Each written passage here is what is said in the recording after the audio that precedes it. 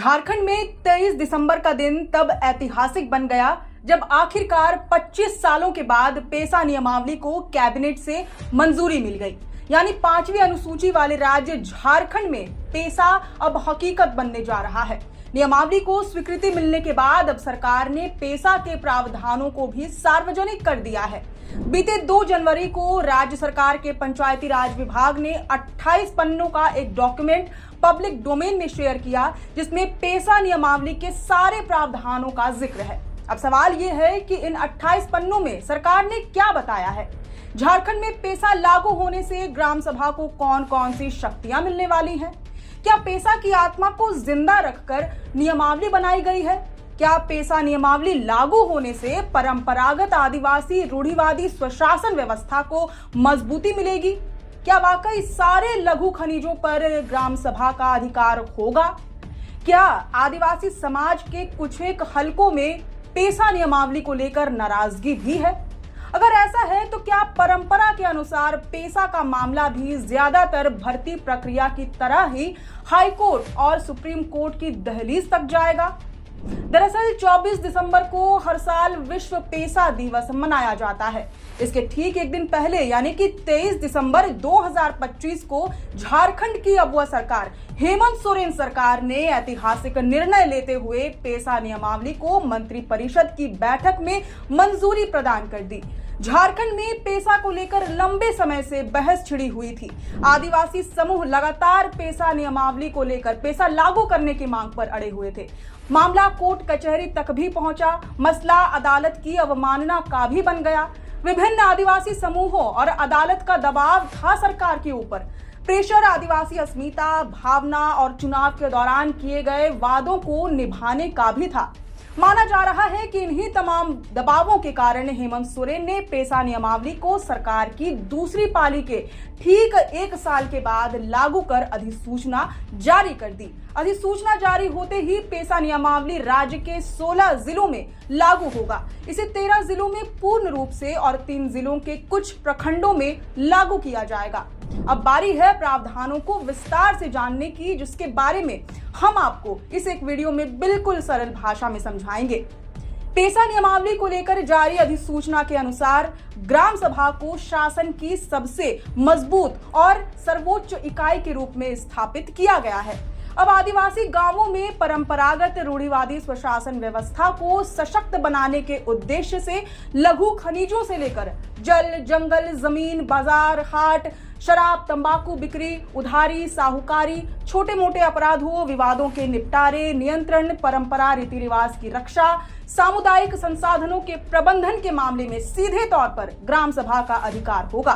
यानी आदिवासियों और जनजातीय समाज को अपने गांव, संसाधन और विकास से जुड़े फैसलों में सीधा और निर्णायक अधिकार मिल गया है। अब प्रत्येक पारंपरिक ग्राम सभा की बैठक महीने में कम से कम एक बार अनिवार्य रूप से होगी। बैठक की अध्यक्षता गांव की परंपरा के अनुसार माझी, मुंडा, पाहन जैसे पारंपरिक ग्राम प्रधान या अनुसूचित जनजाति के किसी सदस्य के द्वारा की जाएगी। बैठक के लिए 1/3 उपस्थिति अनिवार्य है, जिसमें कम से कम 1/3 महिलाएं होंगी। इससे महिलाओं की भागीदारी और नेतृत्व को भी मजबूती मिलेगी। बात करें लघु खनिजों की, तो नियमावली में प्रावधान है कि ग्राम सभा अपने क्षेत्र में आने वाले लघु खनिज जैसे कि पत्थर, बालू आदि का उपयोग पारंपरिक प्रथाओं और सरकार के दिशा निर्देशों के अनुरूप स्वयं के लिए कर सकेगी। बालू से प्राप्त शुल्क या राजस्व को अपने कोष में जमा करेगी, जिसका उपयोग ग्राम विकास और स्थानीय जरूरतों और हित के लिए किया जाएगा। पर ध्यान रहे, किसी भी परिस्थिति में नदी के तल में जेसीबी या अन्य भारी मशीनों से खनन नहीं होगा। तालाब, पोखर और अन्य जल स्रोतों का उपयोग पारंपरिक ग्राम सभा मत्स्य पालन, सिंचाई जैसे कामों के लिए समान रूप से कर सकेंगे। जल संरक्षण को भी ध्यान में रखकर मछली पालन और जल संसाधनों की नीलामी से प्राप्त रेवेन्यू का बड़ा हिस्सा ग्राम विकास के लिए खर्च किया जाना है। लघु वन उपज जैसे कि केंदुपत्ता, महुआ, साल बीज, लाख, बांस इत्यादि के प्रबंधन, संग्रहण, उपयोग की जिम्मेदारी भी ग्राम सभा की ही होगी। इसके साथ ही वनों के संरक्षण और उनके विध्वंस को रोकने के लिए भी ग्राम सभा ही जिम्मेदार होगा। जहां तक कृषि योग्य जमीन की बात है, ग्राम सभा ये सुनिश्चित करेगा कि खेती वाली जमीन किसी भी तरह से परती ना रह जाए, यानी खाली ना पड़ी रहे। समय समय पर उसमें खेती बाड़ी हो रही हो ताकि भूमि की गुणवत्ता बरकरार रहे और वह बंजर ना हो जाए। गांव में अगर जमीन विवाद का मसला आता है तो यहाँ रोल ग्राम सभा के साथ साथ राजस्व अधिकारियों का भी होगा। ग्राम सभा के सहयोग से राजस्व अधिकारी भूमि विवाद का निपटारा करेंगे। ये सुनिश्चित करेंगे कि आदिवासी रैयत की जमीन अवैध तरीके से न हथिया ली जाए। अगर ऐसे मामले आते हैं तो भूमि की वापसी का प्रावधान वारिस के लिए किया गया है। बात अगर बाजारों, मेलों और हाटों में ग्राम सभा के भूमिका की आती है तो दुकानदारों और ग्राहकों के लिए जल, शौचालय और अन्य मूलभूत सुविधाएं उपलब्ध कराना ग्राम सभा के जिम्मे होगा। ग्राम सभा ये भी सुनिश्चित करेगी कि मिलावट, गलत तौल और भ्रामक व्यवहार पर रोक लगे, साथ ही छोटे विक्रेताओं पर टैक्स का बोझ ना पड़े। पेसा के अंतर्गत आने वाले आदिवासी गांवों में उधार साहूकारी पर निगरानी का भी अधिकार ग्राम सभा को है, जो ये इंश्योर करेगी कि ग्रामीणों को लोन रजिस्टर्ड संस्थाओं से ही मिल रहा हो। इंटरेस्ट रेट और लोन की शर्तों की जानकारी सार्वजनिक स्थानों पर प्रदर्शित करना अनिवार्य होगा। अवैध साहूकारी की सूचना मिलने पर ग्राम सभा संबंधित एजेंसियों को सूचित कर सकेगी। ऋण वसूली के नाम पर होने वाले अमानवीय और अमर्यादित व्यवहार पर भी ग्राम सभा का हस्तक्षेप होगा। इसके साथ ही छोटे मोटे अपराधों के मामले में कुछ बदलाव भी हुए हैं। अब दोषी पाए जाने वालों के ऊपर ग्राम सभा 2000 रुपए तक का जुर्माना लगा सकती है, जो कि पहले 10,000 प्रस्तावित था। पेसा नियमावली के प्रावधानों में अपराधों की प्रकृति के बारे में भी स्पष्ट किया गया है। ये अपराध धार्मिक भावनाओं को आहत करने, गंदगी फैलाने, सार्वजनिक स्थानों पर अमर्यादित व्यवहार करने, चोरी, समुदाय विशेष को भड़काना, उकसाना, हल्के बल का प्रयोग, संपत्ति का दुरुपयोग, रिश्वतखोरी, मानहानि, लोक शांति भंग करने से जुड़ा हुआ है। ऐसे अपराधों में शामिल दोषियों को या तो जुर्माने की रकम अदा करनी होगी या उसे सामुदायिक सेवा का दंड दिया जाएगा या फिर दोनों लागू हो सकता है। जहां तक सवाल है शराब के निर्माण और बिक्री का, तो स्पष्ट किया गया है कि अनुसूचित क्षेत्रों में पारंपरिक रूप से बनाए जाने वाली देसी शराब जैसे महुआ, खड़िया इत्यादि का निर्माण, उपयोग और भंडारण सामाजिक और धार्मिक आयोजनों तक ही सीमित होगा।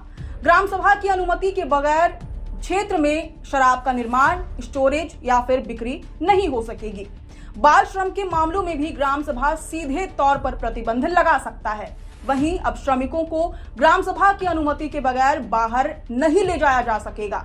ग्राम सभा प्रवासी श्रमिकों के पंजीकरण और सुरक्षा भी सुनिश्चित करेगी। मजदूरों को बाहर ले जाने के लिए एजेंसियों को उनका पूरा ब्यौरा ग्राम सभा को देना होगा। यही नहीं, विभिन्न योजनाओं में लाभार्थियों का चयन भी ग्राम सभा एक पारदर्शी प्रक्रिया के तहत करेगी। ग्राम सभा में योजनाओं की समय सीमा भी निर्धारित कर दी गई है। नई नियमावली के तहत योजनाओं पर फैसला लेने के लिए ग्राम सभा को 30 दिनों का समय दिया जाएगा।